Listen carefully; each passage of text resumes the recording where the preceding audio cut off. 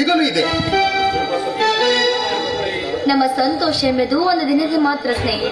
ಏಕೆಂದ್ರೆ ಮದುವೆ ಮಾಡಿ ಸಾಲದಲ್ಲಿರುವಾಗ ಸಾಲ ತೀರಿಸುವಾಗ ಸಂತೋಷವಿದ್ದು ಸಾಲ ತೀರಿಸುವಾಗ ನೊಂದು ಬರುತ್ತದೆ. ನೋವಿಲ್ಲದೆ ಜೀವನ ಎಂದಿಗೂ ಪರಿಪೂರ್ಣವಾಗಲಾರದು ಹರಿಣಿ. ಕತ್ತರಿಸುವಾಗ ನೋವಿರುವ ಗಿಡ ಕೂಡ ನೆಟ್ಟ ಮೇಲೆ ಖುಷಿಯಿಂದ ಹೂ ಕೊಡುತ್ತದೆ. ನೆಲದ ಮೇಲೆ ಮಲ್ಕೊಂಡಿರುವಾಗ ಮಾಡಿ ಕನಸು ಕಾಣುವುದು ಸಹಜವೇ? ಇಲ್ಲ, ಕಾಲ ತಾನಾಗೆ ಬರಬೇಕು. ಇಲ್ಲ, ಈ ರೀತಿ ತೆರಳುವ ನಮ್ಮ ಜೀವನ ಹೀಗೆ ಆಗುತ್ತದೆ.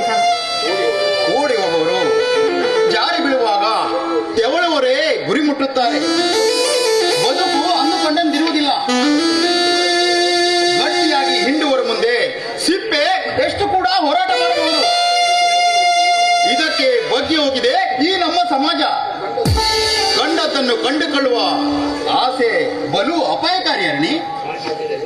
ಹಾಗಿದ್ದರೆ ನೀನು ನನ್ನನ್ನು ಇಷ್ಟೊಂದು ರೂಪಿಸಿದರೂ ಕೂಡ ಈ ಸಮಾಜದಲ್ಲಿ ನನ್ನ ಕುಂಟೆಂದು ಕರೆತರು ಇಷ್ಟಪಟ್ಟಿದ್ದು ಅದು ಅಪಾಯವಾದ. ಜೀವನ ಎಂಬುದು ಯಾರಿಗೂ ಹೋಲಿಕೆ ಮಾಡುವುದಲ್ಲ. ನಾವು ಒಳ್ಳೆಯವರಾಗಬೇಕಾದ್ರೆ ಕೆಲವು ಅಪವಾದಗಳು ಕೂಡ ನಮ್ಮ ಮೇಲೆ ಇರಬೇಕು. ನೆನಪಿಟ್ಕೋ.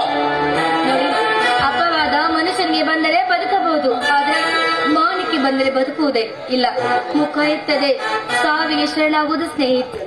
ಕಾಣಿಲ್ಲದ ನಾನು ನಿಮ್ಮ ಬಯಕೆಗಳನ್ನು ಹೇಗೆ ಪೂರೈಸಲಿ? ನಿಮ್ಮ ಆಸೆಗಳನ್ನು ಬಯಕೆಗಳನ್ನು ಹೇಗೆ ಪೂರೈಸಲಿ? ನಾನು ವಿಕಲತೆ ಎಂಬುದು ಅದು ನಿಮ್ಮ ಭ್ರಮೆ ಕಣೆ. ಕಾಲಿಲ್ಲದ ಸುಧಾಚಂದ್ರನ್ ನೃತ್ಯಗಾರ್ತಿ ಆಗಲಿಲ್ಲವೇ?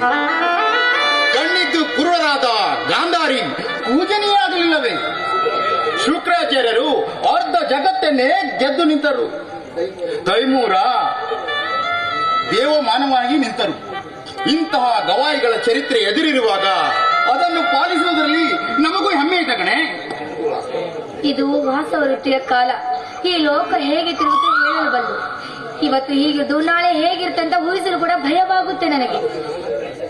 ನಾನು ಪ್ರೀತಿಸಿದ್ದು ನಿನ್ನ ಮನಸ್ಸನ್ನ, ನಿನ್ನ ಈ ಹೃದಯವನ್ನ, ಗುಣಸಿರಿಯ ನಡೆನುಡಿಯನ್ನ.